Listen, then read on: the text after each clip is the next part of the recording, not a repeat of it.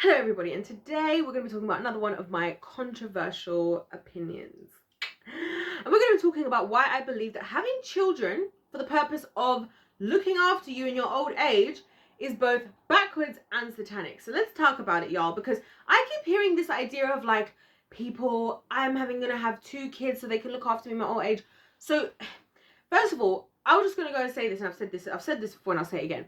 We in society, the reason why I feel like a lot of people are depressed and people are going through things, feel purposeless and unfulfilled by adulthood, is because a lot of people are having children for selfish reasons. They're not having children because they feel the purpose in bringing somebody into this world, helping them discover who they are supposed to be and what they were supposed to do on this planet, and helping them in doing that. They're having a child because they're concerned that when they get to 50, 60, 70, they're not going to be able to look after themselves, and they essentially need to create for themselves their own slave. And this is the problem.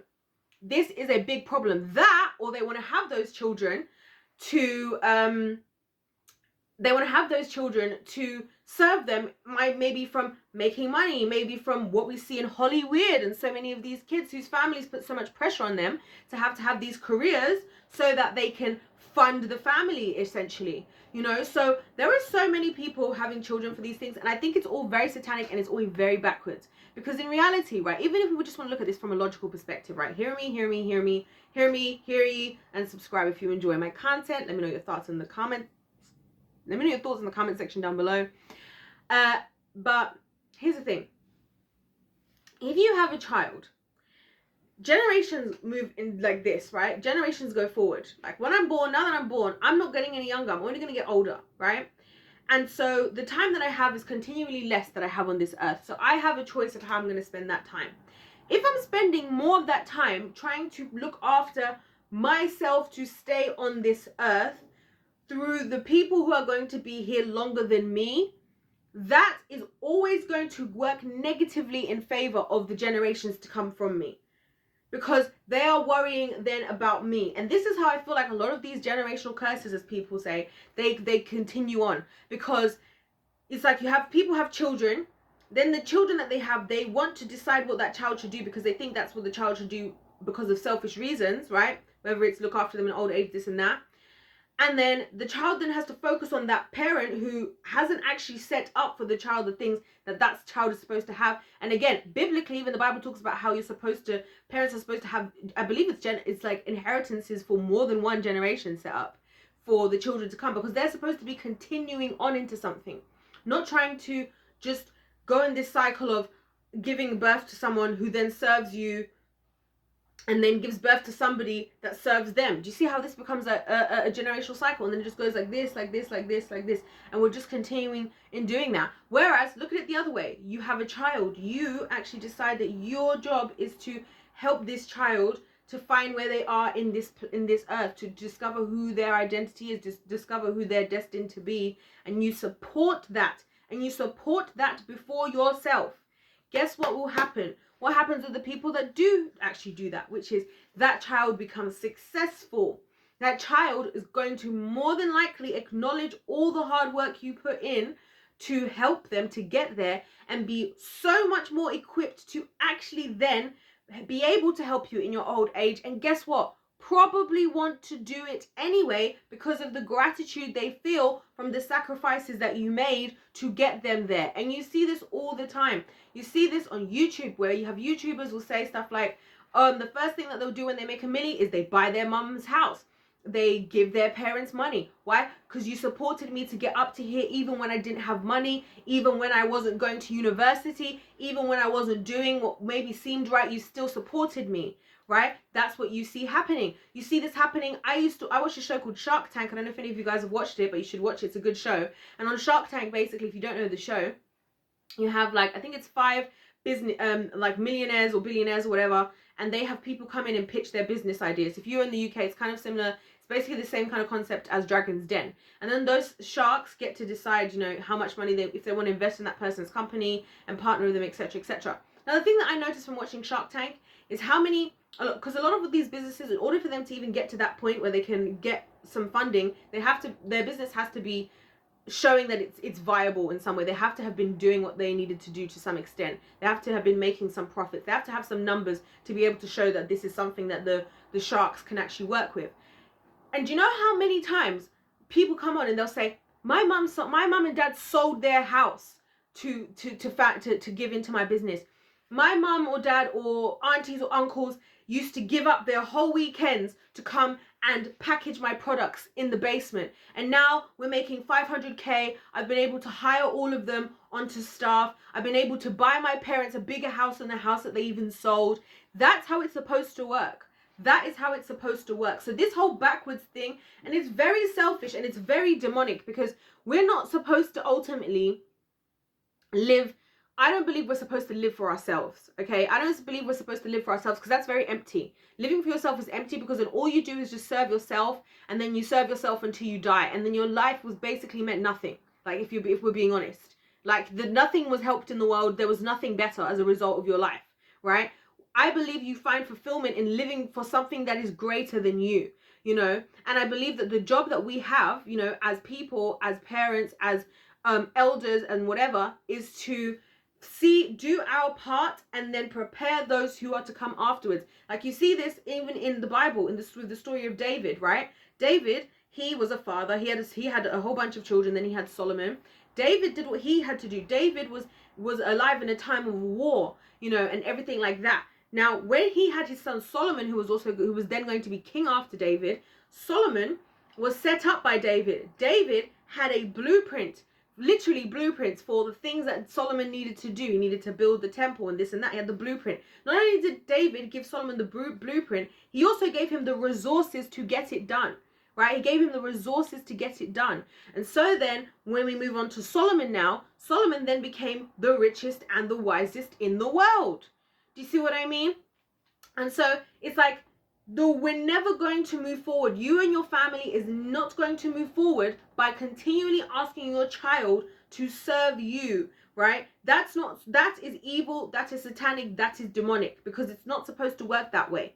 It's backwards. It's backwards. We're supposed to think forwards. Who goes backwards? You don't get into a race, right?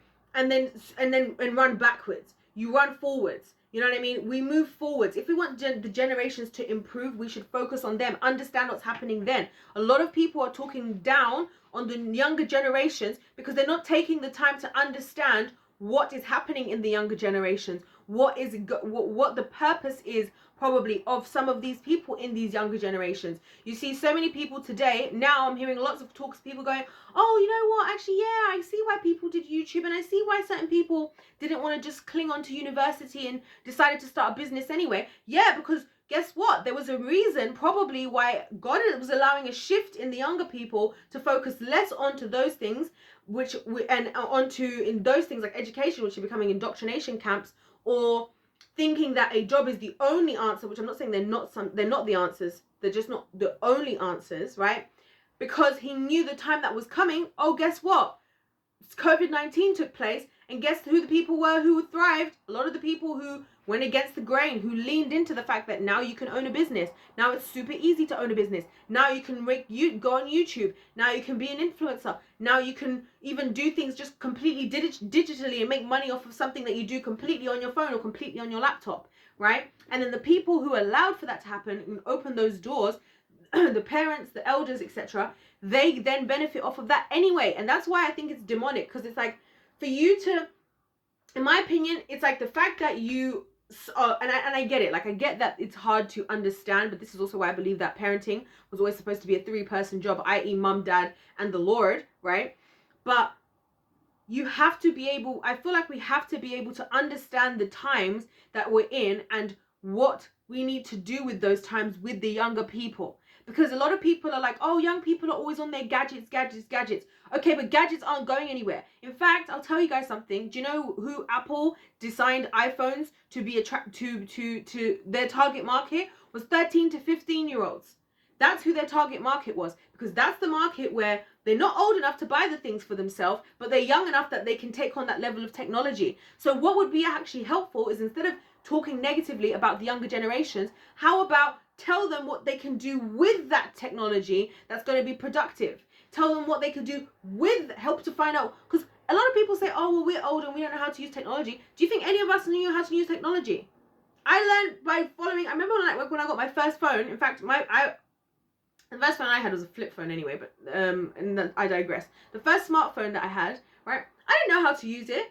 I just had to follow the directions on the screen, right? And this is what I was gonna do because this is what I was born into. I was young enough that I didn't live in the reality before where these things are just this new thing. So I'm just going with it. Like and this is my problem as well, because I just feel like I said, I'm not trying to bash anybody. I'm not trying to say parenting is easy. I believe that it's a 3-person job: mom, dad, and the Lord, right? That's what I believe it was always supposed to be.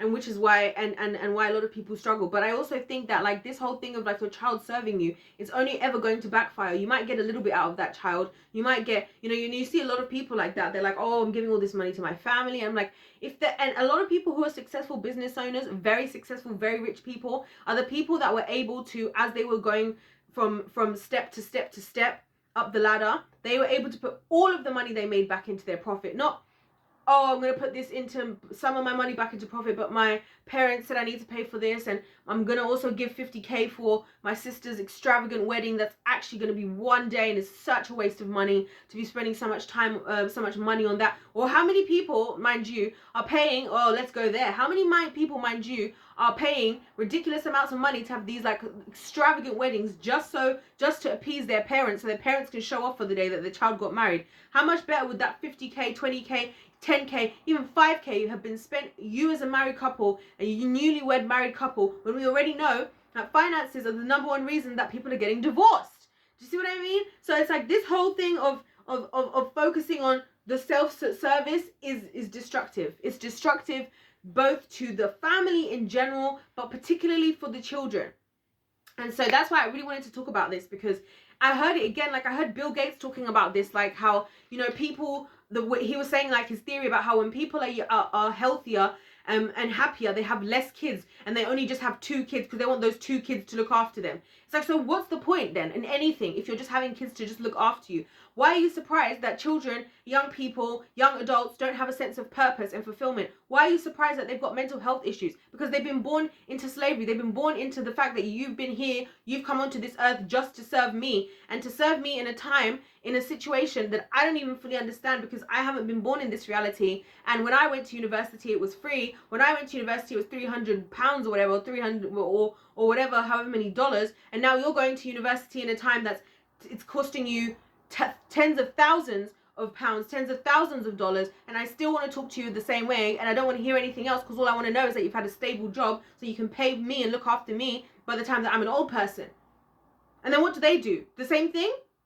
And then that continues, and this is how we have these generational curses, and I really think that the true happiness, the true fulfillment, if you were a parent who's given everything, and when you see the parents that have given everything, and those types of parents who would never be offended by this kind of video that I'm making, because they know that's what they do. They give everything for their kid, and they get it. They benefit on the other end. The first thing that child does is, wow, I have to bless my mom. I have to look after my mom and dad. I have to pay for this. I have to pay for that. I would never put my parents in a care home after everything that they did for me. I'm looking after them, whatever it takes. That's what you're supposed to do. This self-preservation thing is one of the most demonic ideas that we have today in society. And that's why I believe even in the Bible it says, if you try to find yourself, you find yourself by losing yourself. Essentially, you find your purpose by being okay to dying to your own individual needs, not because it's not about what you want, not because you're not supposed to enjoy life, right? But because we were built to prepare for something greater, sorry, for something greater. And I'm sorry if I kind of butchered that verse, but it's something like about you have to die to self, basically, something about dying to self.